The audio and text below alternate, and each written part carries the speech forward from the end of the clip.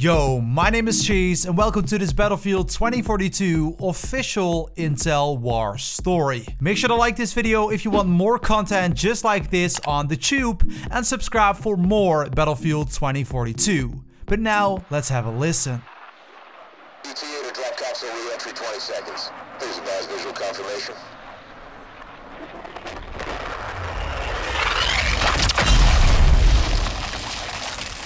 Blue Hawk has landed. Repeat, Blue Hawk has landed.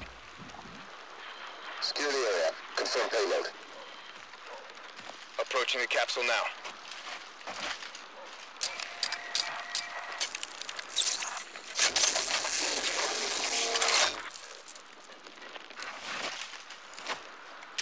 Data drive secured. I'm surrounded! Lieutenant, you're breaking up. Can you hear me?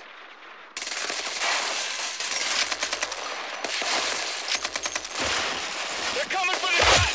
The sounds you're hearing are a leaked transmission obtained through an anonymous source. It's from a battle that erupted in the town of Gorlitz on the former Poland-Germany border just last night.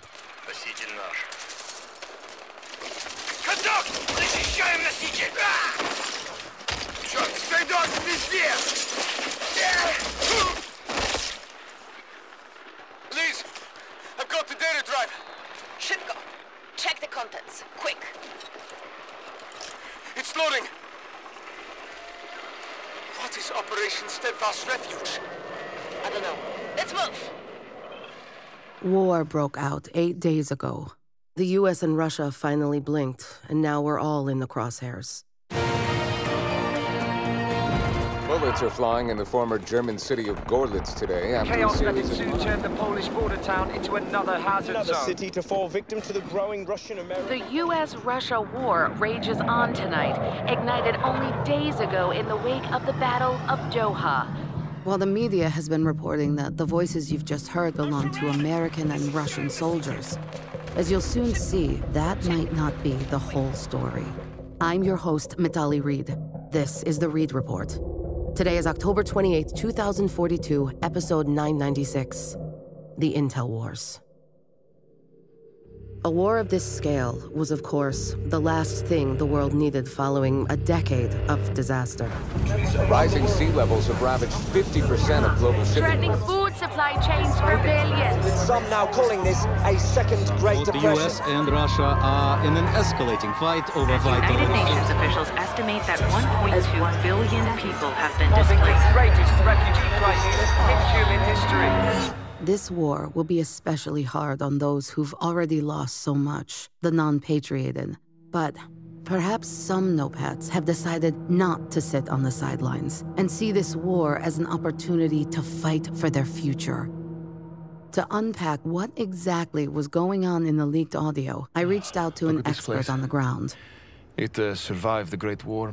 I'm outside Gorlitz, which is now under American occupation, to learn what happened firsthand. I've been put in touch with a former GRU agent, Russian intelligence, who I'll just refer to as Anton. So tell me, Anton, what is it you hear on that tape? Secure the area. Confirm That is the American soldiers going for the capsule, for the drive. Wait. So what is the capsule? Low-orbit reconnaissance capsules. Whatever they see is encoded to an internal hard drive, and then shot to Earth. Are you saying this crash was intentional? Oh, very much so. Why design capsules that have to be physically recovered? In the digital world, the best-kept secret is analog. Ever since the blackout, it's the most secure option they have. Of course, what Anton is referring to is the blackout of 2040. In a shocking turn of events, the world's hopes of recovery were devastated today. Authorities estimated more than 70% of orbiting satellites have malfunctioned. Global blackout of communications and navigation systems, Including dozens of fatal plane crashes around major Both cities. US and Russia are accusing the other of causing the incident. The blackout was the biggest disaster of the last decade. Orbital reconnaissance is what kept Russia and the US from going to war with each other, because they could see what the other was doing, for the most part. Okay, but now, what does this have to do with what happened in Gorlitz? With the satellites gone, we couldn't eavesdrop anymore. For a critical period, everything would rely on human intelligence. Operatives, specialists, spies. We ultimately settled on a controversial solution, and America wasn't far behind. No PATs.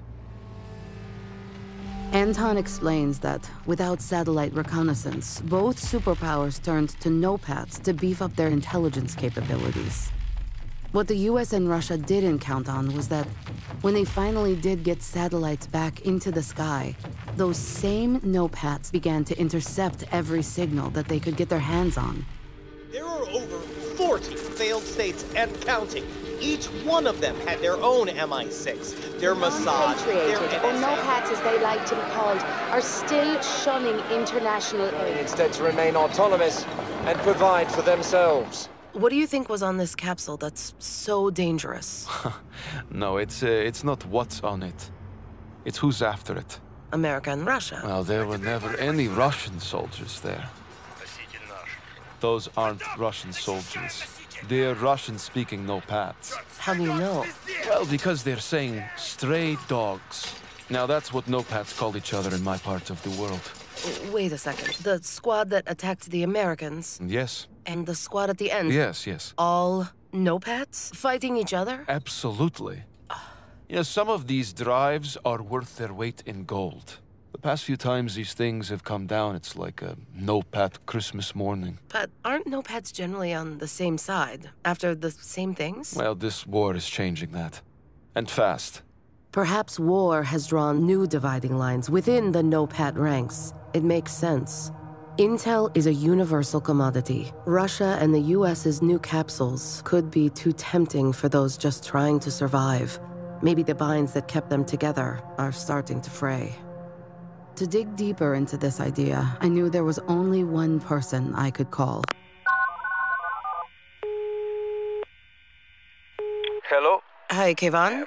Hi, hello. The man I'm talking to is Kayvan Bashir, once a freelance journalist. Kayvan, I'm calling because I'm wondering if you can shed some light on something I just learned. Last night in Gorlitz, there was apparently... I'm sorry. I cannot talk about Gorlitz. I just want to know, is it possible that armed NOPADs are fighting each other over intel? Is it possible? Absolutely, they are. Don't you think the non-patrioted is a serious threat to world stability? The non-patrioted are the symptom of that instability, not the cause. Okay, but you are saying that they're fighting each other. How did this rift begin? They never were unified. The mainstream media just labeled every refugee, every displaced person as a NOPAD. There's a lot of factions out there that agree on nothing more than staying alive. What do the non-patrioted even do with this intel when they get it? Is this about money or making a statement? What? NOPAD specialists aren't some 15-year-old kids looking to take down the man. These are skilled soldiers, spies. They understand the value of an asset when they see one. What's an example of what the non-patrioted have been able to do with something like this? Well, one briefcase was able to start this whole war. How exactly did NOPADs start it? Not the NOPADs. It was one man. Us. Amongst a handful of NOPAD thought leaders, one voice stands out from the herd. Known only as Oz. He speaks to the masses mostly through recorded messages and speeches. Some have labeled him a terrorist, while others hail him as a hero. He commands thousands of NOPAD task forces around the globe. But we have learned the harsh lessons this new world has taught us. We survived. That is why they hate us. Ask not what your country can do for you. Ask what it has ever done for you. If you listen to any of Oz's transmissions, one thing is clear. He thinks the world is a broken place that still needs to be smashed further to rebuild. But the idea that he would start a war, or could, of this scale, seems impossible. What could a refugee soldier use to lure these two superpowers into open war? The war began 8 days ago. That's what we're being told when Russian forces collided in Doha with US forces on a top-secret mission. Right, but how did Russia know to be there at that exact moment? Oz was able to bait them with intel that he knew they wouldn't resist. What was the intel? I can't say. In the Gorlitz transmission, there's mention of something called Operation Steadfast Refuge. I'm not going to talk about that. Ugh. Why did you agree to speak to me today? Because there's people out there that have been seduced by Oz's rhetoric. The idea of no-pads as a recognized force in the world, even a superpower in their own right, is a romantic idea to those suffering. But they need to understand the lengths he will go to achieve that end are horrific, and his own people are dispensable. This war isn't the end goal for us. It's just the beginning. The beginning? The beginning of what?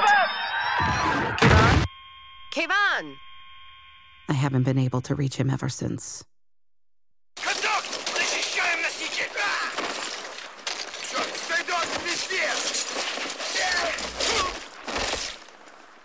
Shipko, check the contents, quick.